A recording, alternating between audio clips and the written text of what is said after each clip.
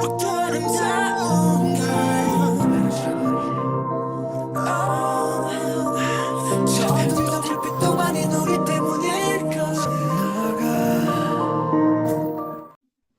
be funny.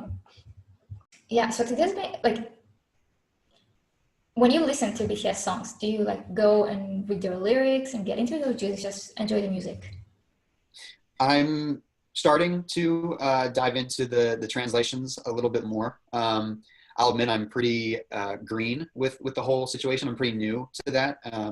I probably couldn't cite a bunch offhand, but anytime a couple people that I interact with pretty regularly on Twitter have pointed me in the direction of certain songs that they really love with their lyrics, and every time I check it out, it's like, wow, this is there's always like a little one line or like a turn of phrase or something that like makes me stop, and I have to reread it a couple of times. Like, gosh, that's really like there's a lot of depth behind that. There's more than meets the eye.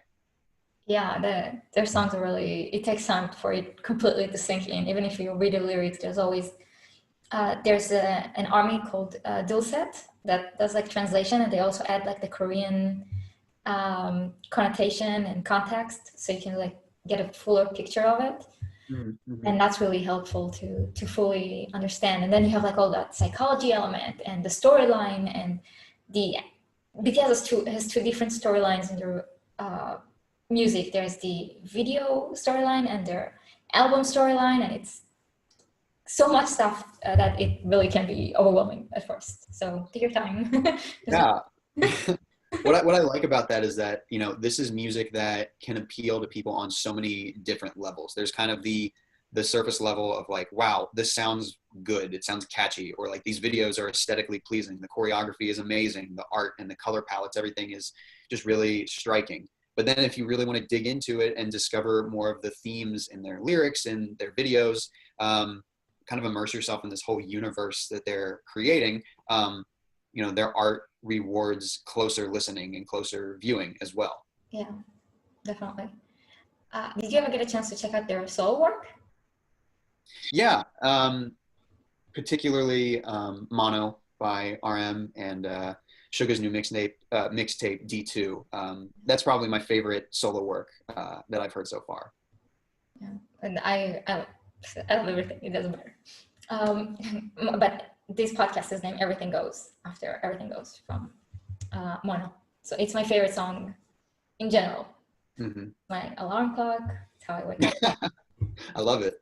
Yeah. It's crazy. It's just amazing how prolific the members of this group are. To find time to put out different solo projects while also dropping like multiple albums in the same year. You do not see many artists doing that these days. And they're also like, they really each have their own voice, and they're all so different from one another. You can't say the D2 is anything like Mono or Hope World. Like it's just, it's a completely different story. Or that, I don't know if you got a chance to hear the vocal line stuff, but that Promise, Jimin's Promise, and Tae's Winter Bear, and Jin's Tonight, they're all so, and Jungkook's, I won't forget one, and Jungkook's Still With You, like they're all so different from one another. It's incredible that they managed to work together as a team, like because we've all seen groups break up over creative differences. Yeah, totally. I think it's, you know, I love groups who are able to take such unique, different elements and somehow fuse them together in a way that, you know, it's just the alchemy of making music. That's what makes it so special. I mean, you know, my favorite band of all time, I think some of the most talented musicians to ever live, it's the Beatles. And there's no greater example, particularly with John and Paul. The music that they made after the Beatles split was so radically different. And so much of it was great, but you were really able to take that, like that honey and vinegar, like these two totally different elements, and bring them together for something that was just unreal. It was groundbreaking. And, you know, in a way, I think the members of BTS are accomplishing something similar, the way that they're not afraid to try on different genres and to evolve their sound on subsequent albums. There's really, obviously it's still rooted in pop and hip hop, but there's a fearlessness there. Like nothing is really off limits. And I think that's great. Yeah, I agree. Like their music, like you said, it's more rooted in pop and hip hop, but they venture to so many different things. And lyrics wise, I always like, for me, it goes more to the rock sort of place, that the lyrics tend to have a bit more depth into them that you have to dig in. And whether it's The Who or Pink Floyd or whatever, like all these bands that the lyrics you read and the lyrics that and what they actually mean are a bit on the different side, and the music also doesn't necessarily accompany the lyrics, because sometimes you just hear this really upbeat fun song and it's actually not that upbeat at all. Mhm.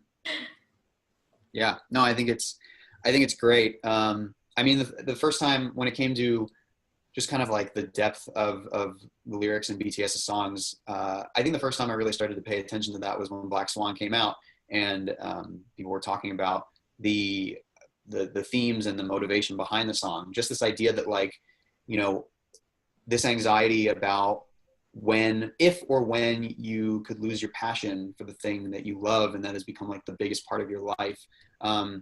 And you know, that losing that passion is kind of like a fate worse than death.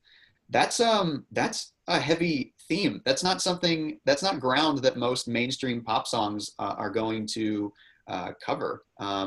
And it's just, yeah, I guess it's a testament to their songwriting that they're able to work those themes into songs that are still so catchy, still so listenable. Yeah, they're incredible. I keep wondering like what this new album is gonna be about, because we know it's gonna be a bit more. Well, Big Hit said it's gonna be more BTS, and we know, which no one I think really knows what that means. We just know that the members put more into it than they usually do, which is always incredible to know that they put so much of themselves into that music. And they usually always like do little teases, and we recently have had the UN General Assembly speech that they gave with the live on message. Yeah. And I keep wondering whether it's going to play into the album. That would be really cool. You know, obviously this time not being able to tour, not being able to perform live or just do a lot of things that they were so accustomed to. Clearly from that UN speech, you can tell that this has really had an impact on them. And, you know, it would be cool to see them kind of grapple with the events from the last 6 months. And I think they would do it in a really eloquent, fascinating way. So yeah, certainly if this is an album that's kind of inspired by some current events and their reactions to them, that's definitely going to be one that people will spend a lot of time decoding and digging into the lyrics. Army's favorite pastime. Yeah. Surprising. You also get paid for that. That's a public service for those of us who don't have time or don't know how to do it ourselves.